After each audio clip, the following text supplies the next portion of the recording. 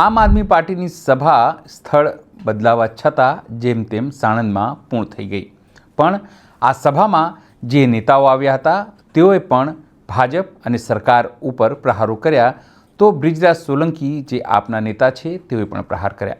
નમસ્કાર, હું છું ચિંતામણી પુત્ર અનિલ પટેલ. આવો સાંભળીએ સભામાં જે લોકો આવ્યા હતા તેઓએ શું કહ્યું, અને સાથે બ્રિજરાજ સોલંકી સાથે ન્યૂઝ પોર્ટલ અને ગુજરાત પ્લસે ખાસ વાતચીત કરી. તેઓએ પણ સરકાર ઉપર આકરા પ્રહારો કર્યા. સર, આ સભા કેવી રહી, કેમ કે લોકેશન પણ ચેન્જ કરવામાં આવી છે? સૌ પ્રથમ તો ન્યૂઝ પોર્ટલના તમામ દર્શક મિત્રોનું આ તકે હું ખૂબ ખૂબ સ્વાગત કરું છું. જે રીતના ગુજરાતની અંદર આમ આદમી પાર્ટીનું કદ ધીરે ને ધીરે વધી રહ્યું છે, સ્લોલી વધી રહ્યું છે, અને આમ આદમી પાર્ટીમાં દરરોજ હજારોની સંખ્યામાં ખેડૂતો અને યુવાનો, મહિલાઓ, રત્ન કલાકારો છે, પશુપાલકો છે, એ જોડાઈ રહ્યા છે. ત્યારે આમ આદમી પાર્ટીની સભા આજે નિકોલ ખાતે થવા જઈ રહી હતી. માનનીય રાષ્ટ્રીય સંયોજક અરવિંદ કેજરીવાલ સાહેબ પણ આવ્યા હતા, પરંતુ ભારતીય જનતા પાર્ટીને ડર લાગવાથી અવારનવાર સભાઓમાં લોકોને મોકલીને પ્રહારો કરે છે, હુમલાઓ કરાવે છે, વાણી વિલાસો કરે છે. ત્યારે આજે સાણંદ ખાતે તાત્કાલિક સભા કરીને હજારોની સંખ્યામાં બૂથ લેવલના કાર્યકર્તાઓ અમારા ઉપસ્થિત રહ્યા. આમાં અરવિંદ કેજરીવાલ સાહેબના નેતૃત્વમાં આજે અમે આ કાર્યક્રમ બૂથ સંમેલન કરવામાં આવ્યું, જેમાં હજારોની સંખ્યામાં અલગ અલગ ઝોનના, અલગ અલગ જિલ્લાઓના બૂથ લેવલના કાર્યકરો ઉપસ્થિત રહ્યા હતા. અને આવનારા દિવસોમાં ખૂબ મજબૂતાઈથી અરવિંદ કેજરીવાલ સાહેબના નેતૃત્વમાં અમે આગળ કામ કરીશું. લોકેશન નિકોલ કેમ ચેન્જ કરવામાં આવી, શું તકલીફ થઈ ત્યાં? ભારતીય જનતા પાર્ટીના દબાવથી જે પાર્ટી પ્લોટના માલિક છે એમને એક એમ કેમ પ્રકારના ધમકીઓ આપવામાં આવી, બીવડાવવામાં આવ્યા, અમે તમને જેલમાં નાખી દેશું, ખોટા કેસો કરશું. ત્યારે આ ગુજરાતની જનતા ખૂબ જ ભોળી જનતા છે અને વર્ષોથી આવી જ રીતના ભારતીય જનતા પાર્ટીના શાસનમાં દબાતી આવે છે. ત્યારે એ પણ ક્યાંક ને ક્યાંક એમના ધંધા રોજગારને પ્રહાર ન થાય એટલા માટે ડરી ગયા, પરંતુ એમણે વિશ્વાસ આપ્યો છે કે અમે પણ આમ આદમી પાર્ટીની સાથે છીએ. પરંતુ જ્યારે ચૂંટણીઓ આવશે ત્યારે ગુજરાતના 80% લોકો ખુલ્લે આમ આદમી પાર્ટીને સમર્થન કરશે. અને ભારતીય જનતા પાર્ટીમાં અને કોંગ્રેસ પાર્ટીમાં પણ એવા અનેક નેતાઓ છે જે આમ આદમી પાર્ટીના સંપર્કમાં છે, પરંતુ જેવી 2027ની ચૂંટણીઓ આવશે ત્યારે આમ આદમી પાર્ટીમાં સૌ સાથે મળીને ભારતીય જનતા પાર્ટીને જડબાતોડ જવાબ દેશે. હાલમાં જ ગોપાલ ઇટાલિયાજી પર ફરી એકવાર જૂતું ફેંકવાનો પ્રયાસ થયો હતો.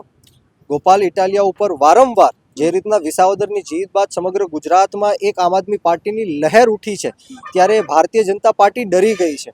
જે રીતના વિસાવદરની અંદર પૂરેપૂરી તાકાત લગાડી દેવામાં આવી, હજારો કરોડો રૂપિયા વેડફવામાં આવ્યા, દારૂ વેચવામાં આવ્યા, મંત્રી હોય, ગૃહમંત્રી હોય, તમામ કેબિનેટ કક્ષાના મંત્રીઓ, સંસદો, ધારાસભ્યોના ધાડે ધાડા ઉતરી ગયા. છતાં પણ આમ આદમી પાર્ટીના 10-12 જુવાનડાઓએ થઈને આ ભાજપને જે ધૂળ ચાટી કરી દીધી છે, એનાથી ભાજપ બોખલાઈ ગઈ છે અને એમને હાર દેખાઈ ગઈ છે.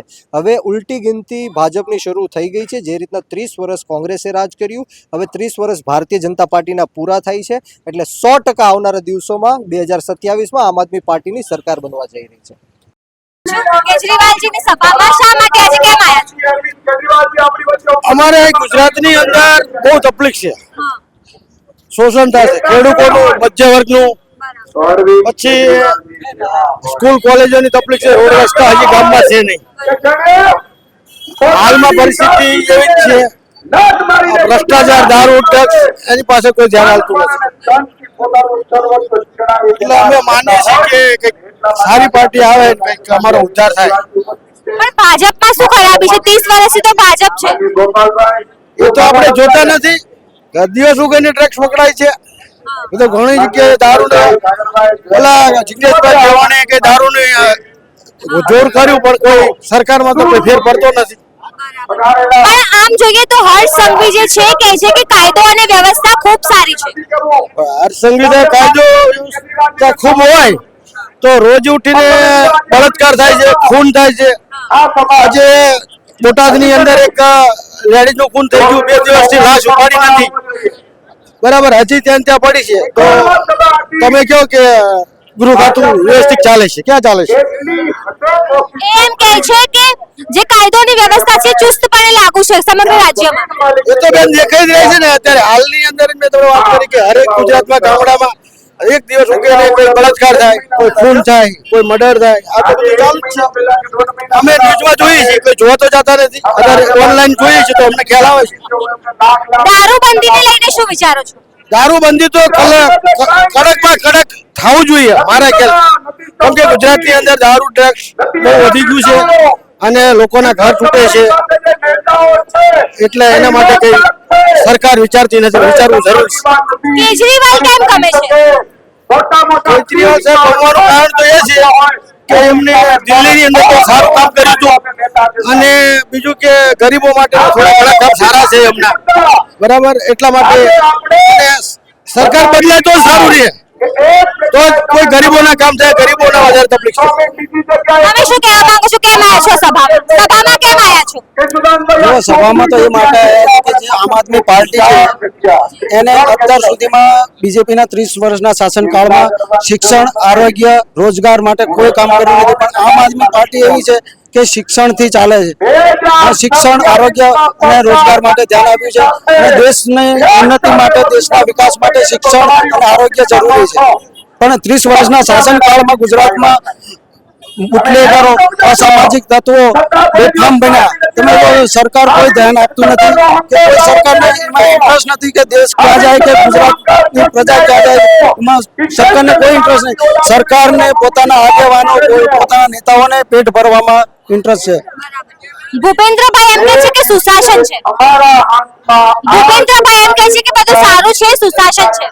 જો ભૂપેન્દ્રભાઈ એમ કહે છે કે બધું સારું છે, તો આ જે આમ આદમી પાર્ટીની સભાઓ થાય છે એમાં હજારો માણસોની મેદની ઉભરાય છે, તો શા માટે?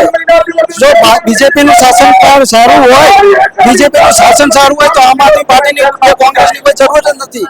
લોકો શા માટે આમ આદમી પાર્ટી તરફ વળી રહ્યા છે?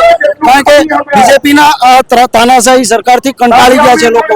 અવારનવાર પાન કાર્ડ, ચૂંટણી કાર્ડ, આધાર કાર્ડ, રેશન કાર્ડના જુમલામાં રાખ્યા જ રાખે છે, પરચાના કાગળમાં જ રાખ્યા રાખે છે. આથી લોકો ત્રાહીમાં પહોંચી જાય કે કચેરીમાં જઈએ તો અધિકારીઓ જવાબ નથી આપતા.